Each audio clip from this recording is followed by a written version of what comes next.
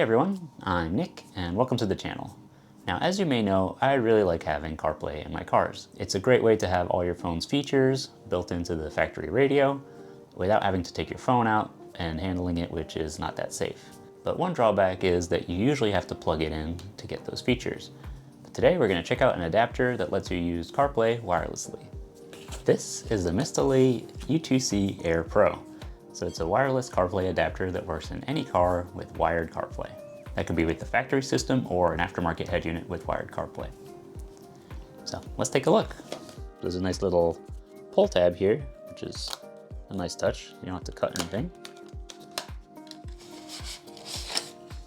Nice presentation with a couple adapters. We've got the unit itself, the gold-plated USB terminal. That's nice. It's compact, it's a good size. Actually ships with a cover, which is nice too.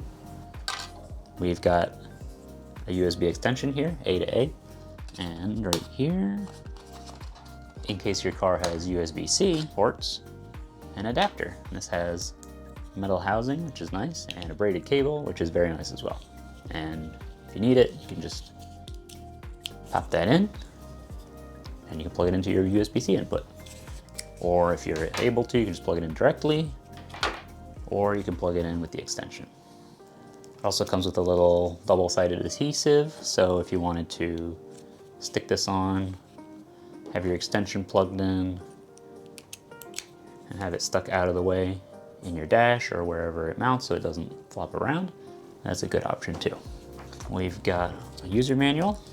Specifically mentioned it converts wired CarPlay to wireless, and it works with the OEM system and aftermarket radios, and they list a couple examples like Sony, Boss, Alpine, Pioneer, JVC, and Kenwood, and more. Quick overview, pretty straightforward. Kind of walks you through how to connect it, which we'll go into in a car.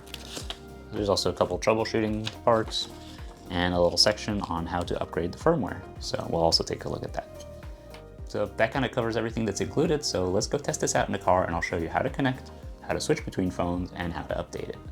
Alright, so we're in my 2004 Mercedes S-Class that has an aftermarket head unit that's compatible with wired CarPlay.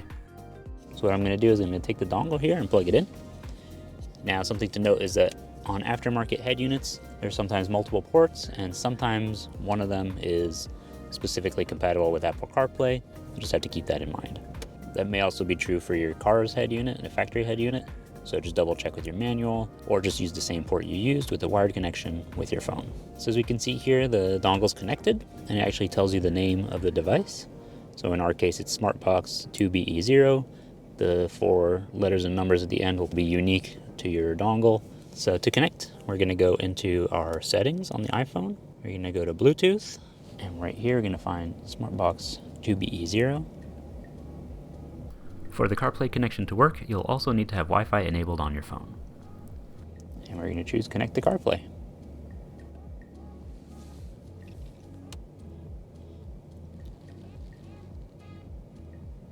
And there we are, we're in. Do a quick test with music.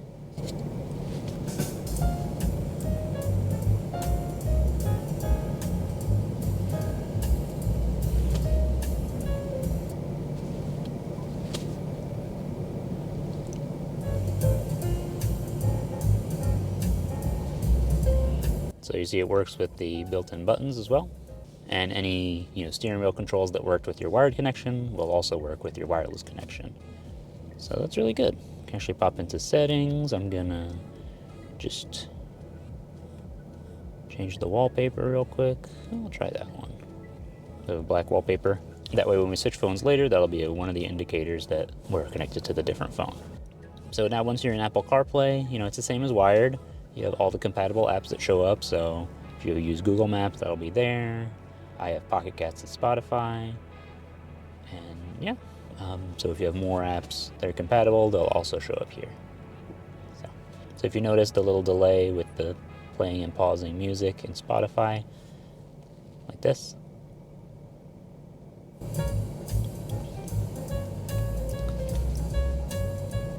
That's something I've found that is common with wireless CarPlay, so it's nothing to be concerned about. And in my car, the audio latency may be from the aftermarket head unit. So now let's do a quick test to see how quickly you can switch between two iPhones.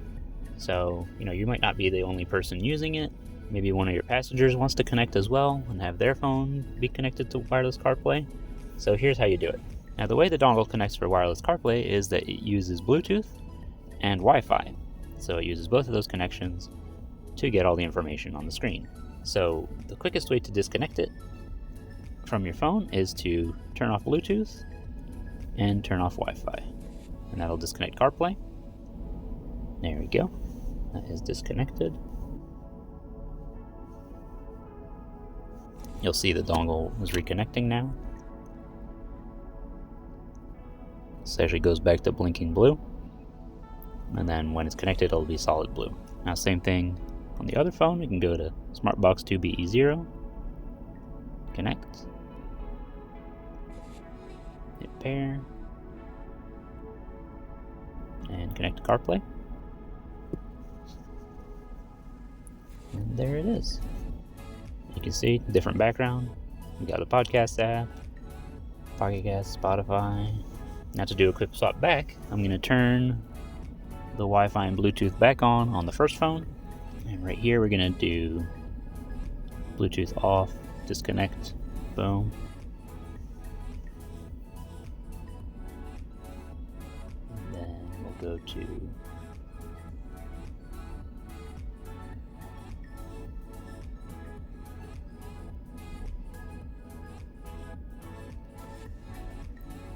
go to Bluetooth, find the dongle's name, 2BE0.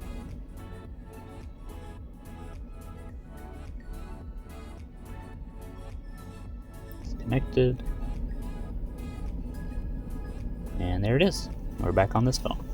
That is really quick. So here's something to keep in mind for any wireless CarPlay. If you need to disconnect your phone for whatever reason, just swipe down, turn off Bluetooth, tap the Wi-Fi button, it'll tell you this will disconnect CarPlay. Hit yes, and you're disconnected. It's good to know that. So now that our phone's connected, let's actually see what it's like if I leave this connected and power down the head unit. How quickly does it reconnect? Let's say I power on the head unit. I haven't changed anything on my phone. It's the last one that was connected. I'll boot into here. Starts that, and it's in CarPlay. That is very quick. In this car, it actually takes a little bit longer to boot from completely off, but that's a really quick connection to the dongle. It's very convenient. So you get into your car, your phone's in your pocket, you sit down, you power it on, it'll auto connect. You just pick up where you left off if you're listening to music or a podcast, and then by the time you're settled in, you're probably already listening to your music, and you can hit the road. So now that we've tested it out, let me head inside and I'll show you how to update the firmware. So to update the dongle, we're going to plug it into a USB power port. I've got one right here. Pop that in. Power's on. We're going to turn the Bluetooth off on our phone and look for the SmartBox 2BE0. Connect to that via Wi-Fi, and the password is going to be, oh, it's already connected. But if it asks you for a password, it's the number 8 times, so 8888. 8888. So now that we're connected to that, we're going to go to our browser and we're going to type in 192.168.1.101. And so we see a bunch of details. We've got the build number, the date of manufacture, so this was actually built in November. We've got an option to reset our factory settings, audio streaming mode. There's some information in the manual. If you're having issues with audio, you can change this. Delayed start can be useful in some cars. There are cases where this should boot after the radio is ready. So this would allow you to do that. And then you have a form here to submit any issues you have. So you put your make, model, and year, and then describe what's going on, what the issue is. And then you have the option to update. So you just hit update, let it run, make sure it runs all the way through, and then you can unplug it and bring it back to your car. I want to note that if the dongle is working correctly, you shouldn't need to update the firmware at all. If you do run into any issues, MSXTTLY recommends checking in with support first before you do an update. Yeah, it's really convenient that all this is available and you just connect to it via the Wi-Fi directly and that address. So that wraps up our test of the MSXTTLY U2C-Air Pro. It's a nice compact little unit. I like that they include 2 different adapters, an extension and a conversion to USB-C. It's a nice touch. and it's a great option to convert wired CarPlay to wireless. It's a lot of extra convenience, like you can get in your car, turn it on, leave your phone in your pocket, and it'll automatically connect once it's set up. You just get in, go, and your phone will connect. I want to say a big thank you to MSXTTLY for sending me this unit to review, and I'll leave a link in the video description if you want to get one for yourself. If you enjoyed this video, don't forget to leave a like, and if you have any questions, let me know down in the comments. If you want to see more videos like this, or you want to watch me work on cheap European cars, be sure to subscribe. Thanks for watching, and I'll see you next time.